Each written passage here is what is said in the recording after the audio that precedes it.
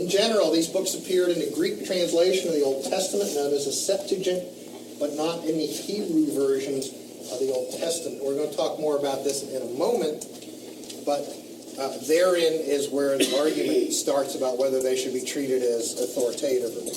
The Septuagint, which is sometimes represented by an LXX, and we'll talk about why in a moment. What does LXX mean in 70? So somewhere along the line, 70 is going to be a significant number when we talk about the Septuagint.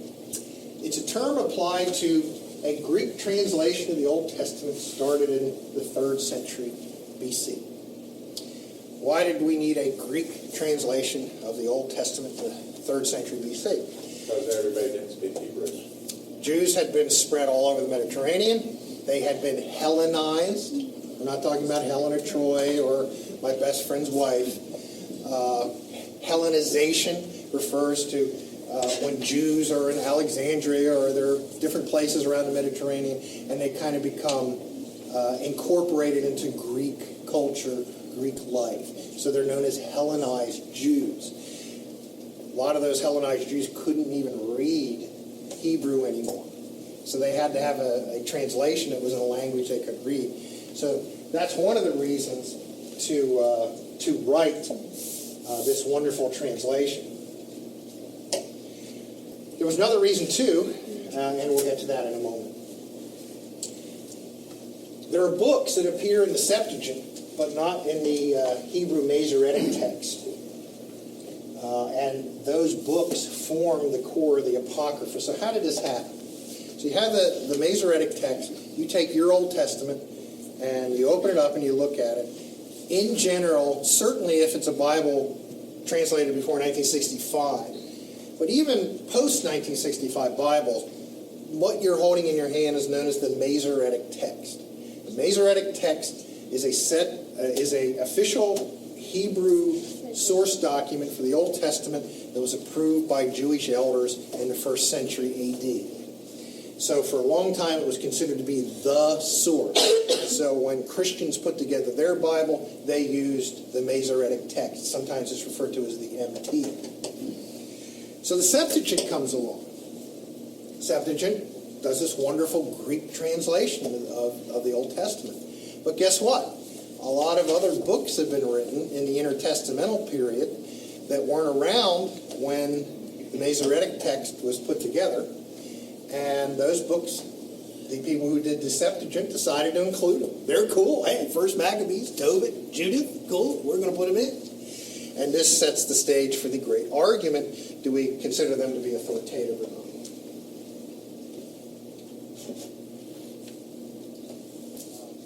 I think Septuagint should be considered authoritative because the source documents for the Septuagint were not written in Greek. They were written in Hebrew. And how do we know that? Because when they found the Dead Sea Scrolls, they found ancient versions of books of the Old Testament, and when they looked at them, they found out that they matched the text in the Septuagint, not the text in the Masoretic. But we go on. So why should we consider the Septuagint or not consider it to be authoritative? Majority of the quotations in the New Testament from the Old, so when the New Testament is quoting, as it says in Isaiah, a voice of one crying in the wilderness, prepare ye the way for the Lord. They're taken from the Septuagint. They're not taken from the Masoretic text. Well, that's kind of interesting. That's why some of you may notice, if maybe you've done Disciples or some other Bible study where you go through the whole Bible, you ever notice that in the New Testament, when it's quoting the Old Testament, and then you go back and check the same verse in the Old Testament, they don't look exactly the same? You ever wonder why? That's because the Old Testament is based on the Masoretic text, the New Testament is based on the Greek translation, the Septuagint. Biblical manuscripts found among the Dead Sea Scrolls indicate that the differences between the Septuagint, LXX, and the Masoretic text are because the Septuagint is based on a different Hebrew source than the MT. And this is at the core of the argument. This is something that Augustine didn't even know. Augustine had no idea this was true. But it's key.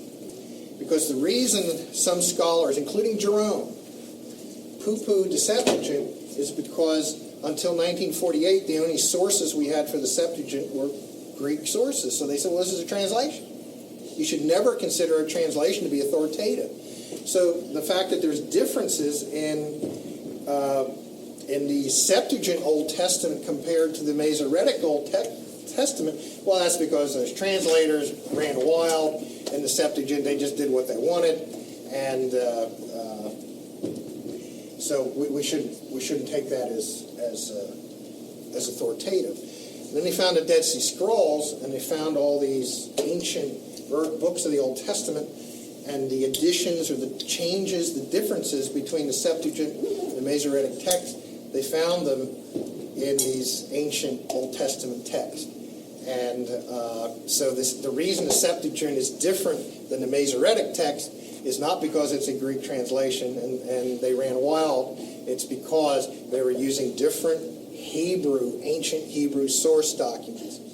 Why would you have books of the Old Testament that had differences between them? Well, we don't know for sure, but one possibility is that different sects of Judaism back in that time had different sources for the ancient scriptures.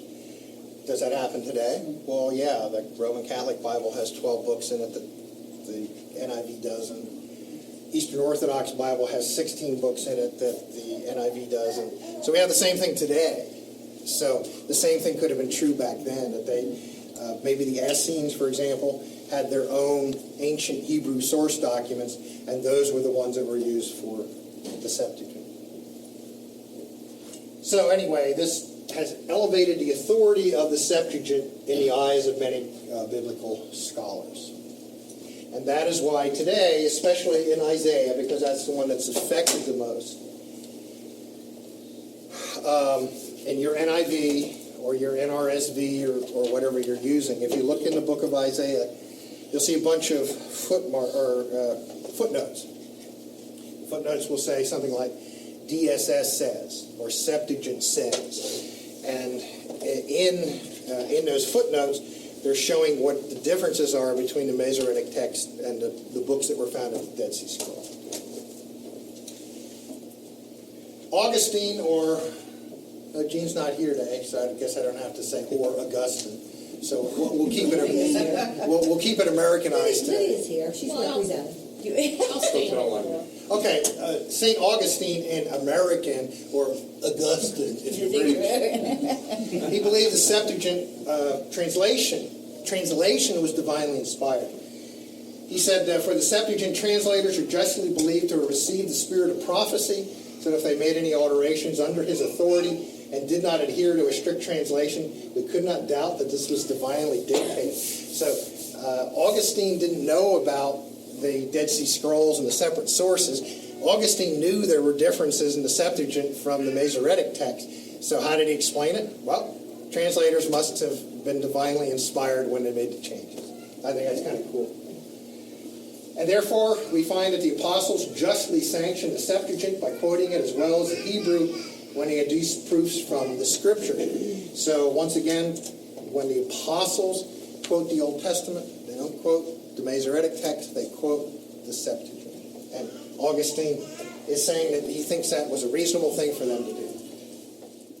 Something like that. This is a Greek king of Egypt.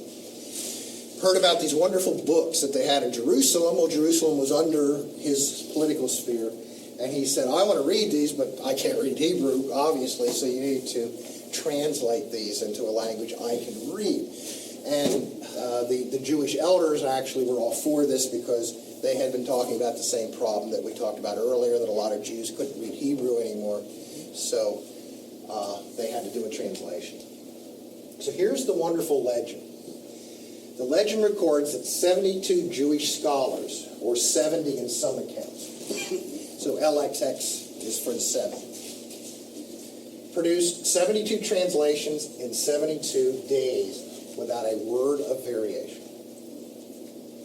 So when Augustine said that he thought the translation was divinely inspired, this is the proof he pointed to. So basically what they did is they moved in a bunch of RVs, and they had 70 or 72, depending on how it really was.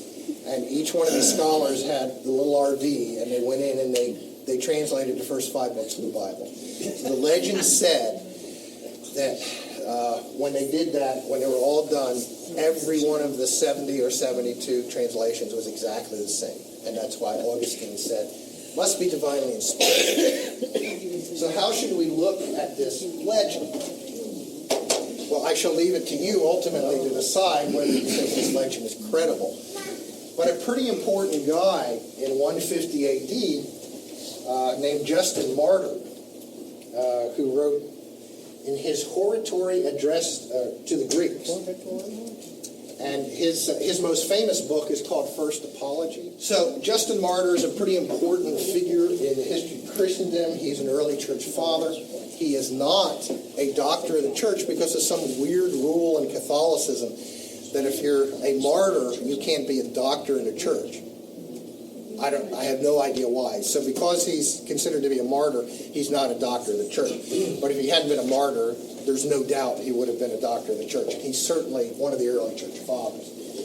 So this is what he had to say around 150 AD. So this is 350 years after the fact.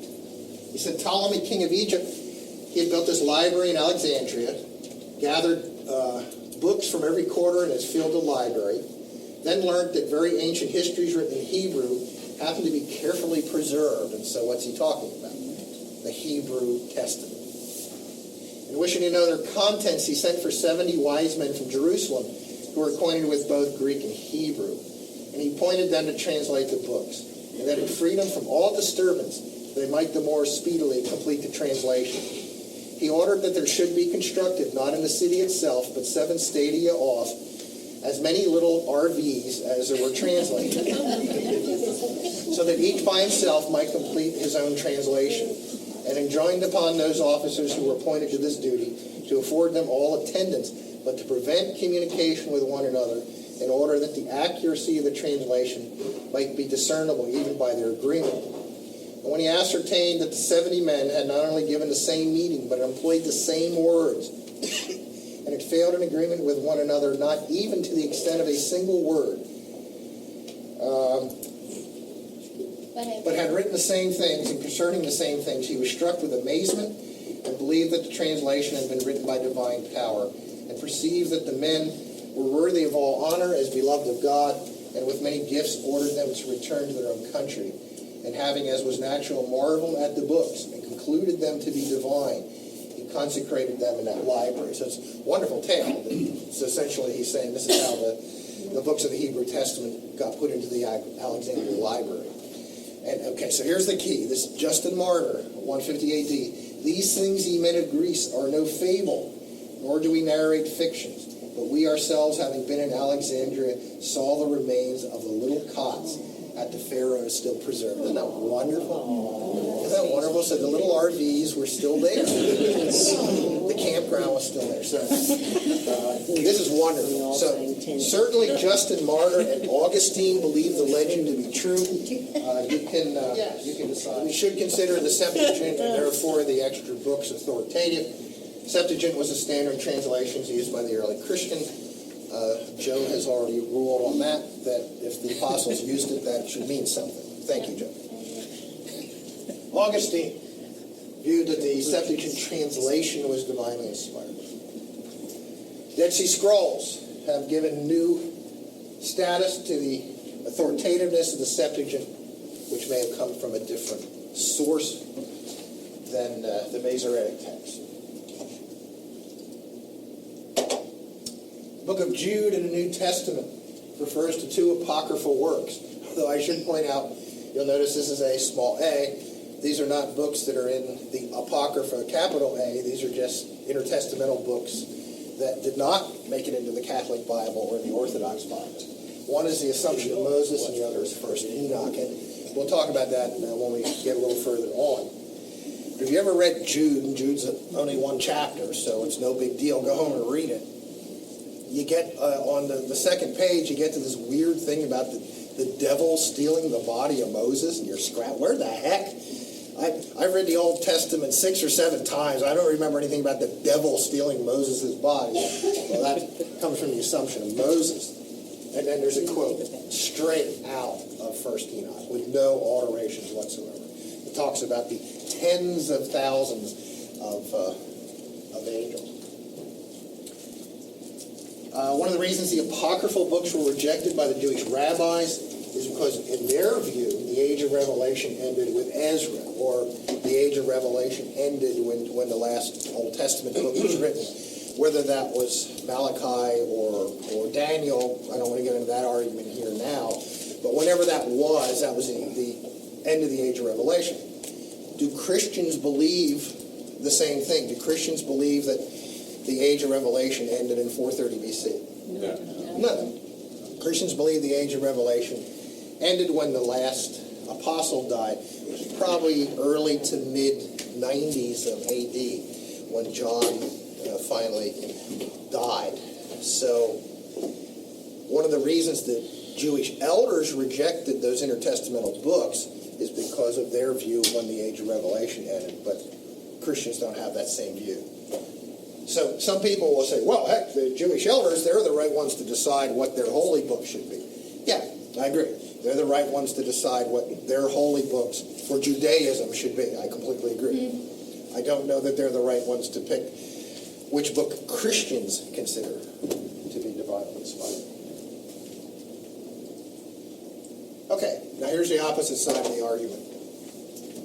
So this would be the one that would have been made by those 17th century Calvinists in England when the Westminster Confession was written. Note, this is not Calvin's view. Calvin quoted from the Apocrypha in Christian Institutes, but this is the view of later Calvinists. It's not part of the Jewish canon. There are no New Testament references to the Apocrypha. Jerome rejected the Apocryphal books, so I'll trade. Okay, you say Augustine liked them. Yeah, well, Jerome didn't. So, point and counterpoint. I've had it for years. There are geographical and historical errors in some of the Apocryphal books.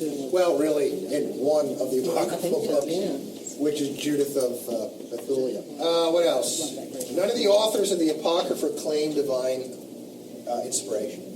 So a lot of the books of the Old Testament, like the prophets, for example, they'll talk about, and then the angel appeared to me and spoke the words of the Lord. Or Paul will talk about, what I'm about to say now came to me from the Father. And then there's other times that Paul will say, what I'm about to give you now is my personal opinion, but it did not come from the Father. So books do claim divine revelation in our Old and New Testament. The book of Revelation, this is the book of prophecy of Jesus Christ. So Revelation probably makes the strongest claim of them all. But none of the apocryphal books claim to be divinely inspired. This is Steve's point. Lying and assassination are accepted as tools for good in Judaism.